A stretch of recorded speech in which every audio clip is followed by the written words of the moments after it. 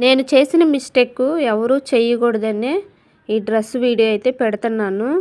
ఎందుకంటే నేను మొన్న రీసెంట్‌గా 2 డేస్ బ్యాక్ ఒక డ్రెస్ అయితే తీసుకున్నా. అంటే అది ఊడదీసి చూపించుకోలేదు వాళ్ళ చేత నేను. మామూలుగా 42 నా సైజు. అయితే ఆ డ్రెస్ మీద 44 అని ఉంది. సరే రెండే కదా ఎక్స్ట్రా ఉంది. కుట్లేసుకుంటే సెట్ అయిద్దిలే అనుకోని డ్రెస్సు తెచ్చుకున్నా అంతన. కానీ నిజంగా ఇవాళ అది ఊడదీసి చూస్తే ఎట్లా ఉందంటే డబుల్ ఎక్స్ఎల్.